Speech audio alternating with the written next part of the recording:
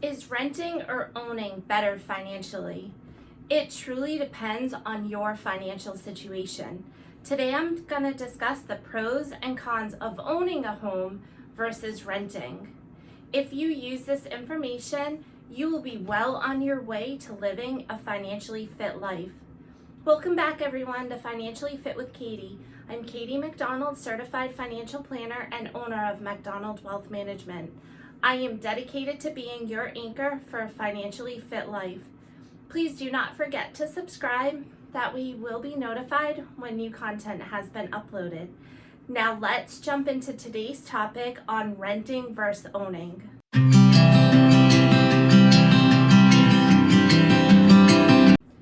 Buying a home is one of the biggest financial decisions that you'll make in adulthood, and for many people, this may be seen as part of the American dream. While it can feel good to own something rather than rent, it's not for everybody and can come with costs and limitations. If you're having a hard time deciding which option is best for you, consider the pros and cons of owning a home versus renting.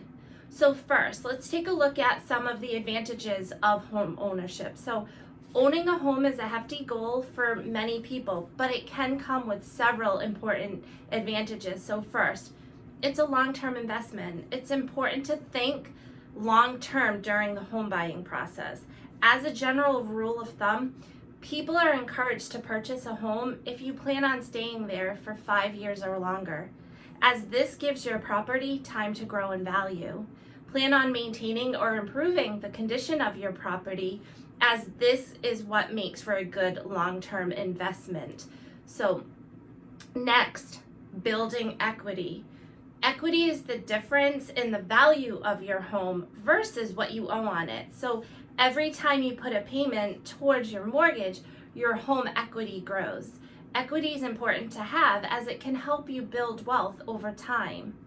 Next, stability and consistency. So obtaining a fixed rate mortgage means that you'll pay that same amount of interest and principal over the length of that mortgage term until it's been paid off. So conversely, rent can increase while every lease renewal or move. So having a stable mortgage payment can help you avoid increases in your housing expenses.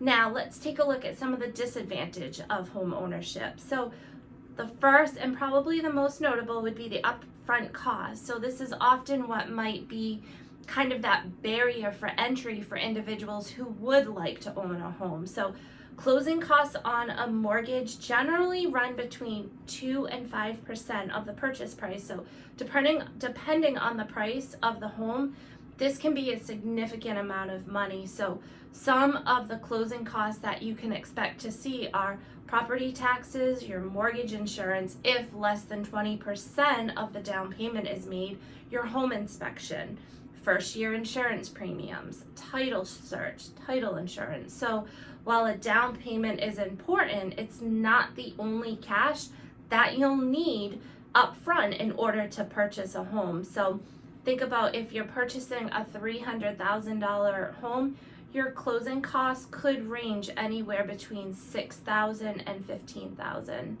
Next, less flexibility. If you have a job that requires you to move frequently, then going through the process of home buying may not make financial sense for you. It can take up to weeks or even months depending on what the housing market is doing at that time when you need to either buy or sell your home. So if you must relocate quickly, this can mean paying multiple mortgages as you work to sell your home. The next, which can be a big expense for individuals, is the maintenance costs. So if something breaks in your home, you're the one that has to pay for the repairs. There's no property manager or landlord that gets involved when you own your home. Next, property values can fall, and we have seen this happen over the last 10 to 12 years. They've risen quickly, and in a lot of areas, home prices are very expensive right now. So one thing that I do tell clients is make sure when you're looking at a house, if you know that the value is very high right now, you want to think about, can the value of the home sustain if all of a sudden we see a drop in property values? So again, if you do not maintain your home, or if the housing market takes a downturn, your property value may fall. And so then it can sometimes take time for that to increase. And so it's very important too to know how much you own on the property. And these are things that you really want to think about before jumping into it. So now let's take a look at some advantages of renting a home. So depending on what you're trying to achieve, renting may be the right option for you at this time. That doesn't mean that it will be forever, but again, you really want to evaluate your circumstances at this time. So with renting, costs may be lower, but not always. Depending on your living needs and current financial situation, it may be more cost effective to rent a room in a shared home or a modestly sized apartment. So you may also find rentals that are already furnished, meaning that it can lower the cost on the other end if now all of a sudden you have to buy furniture for the property. So next, you're not responsible for the repairs. So if you're maintaining a budget, then you don't need to factor in home repairs. All of this would be paid for by the property owner or landlord. And then next, flexibility. So relocation for something such as a job change, this can be much more difficult, as discussed before, if you have a mortgage. So if you do not sell your house quickly, you would be forced to have to make payments on both. So renting can often allow an easier escape, but you also, again, if you are someone that may find that you often need to relocate before you actually sign to get into a property, you want to make sure that there's flexibility around that and that you're not going to be stuck having to cover costs there as well. So next, lower upfront costs. In order to secure a rental, you're most likely going to have to put down a security deposit, and then in some cases the first and last month too. Now, because of what happened in 2020 with the pandemic, we are seeing a lot more flexibility on what needs to put down when getting an apartment. And there's a lot of them, especially in the bigger cities, that are looking for just a first month and a security, and some are also given months free. So this is also something that you want to take advantage of and look at if that's what you're looking to do. So what are some of the disadvantages of renting? So again, while there are many advantages, there are also some disadvantages that you need to keep in mind if you're looking to rent.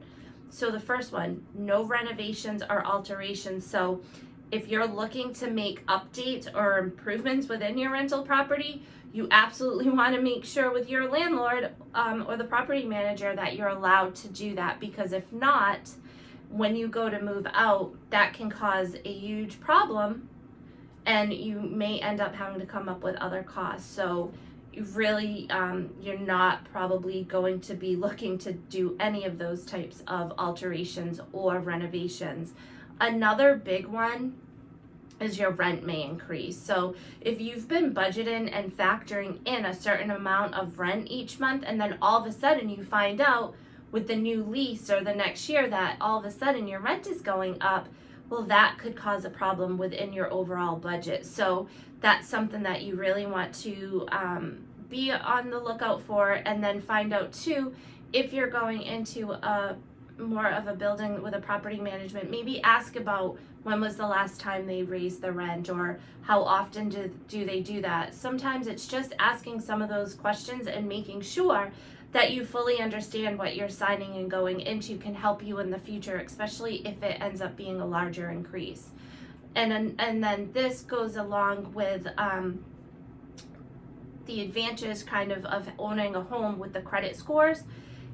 With renting, it's not going to improve your credit score. So paying your mortgage on time every month is an effective way to improve or maintain your credit score. Paying your rent on time each month is important, and you want to make sure that you're doing it, but it's not necessarily going to improve your overall credit. And then your home isn't building value. So when you're renting, you don't own it. So you're not able to build equity, and it's not going to build towards increasing your overall net worth. So every individual has a situation that's unique to them. So for some people, it makes sense to purchase a home, while for others, it may make sense to continue to rent and then maybe work towards building enough for a home purchase in the future. The pandemic has certainly changed the way that we live, so this can come into play when trying to decide what your next move should be. And again, if you are on the fence right now of, do I continue to rent or do I purchase a property, you want to find a trusted advisor that can speak with you so that they can look at everything. Because before you go purchase a home, you want to know what your budget is.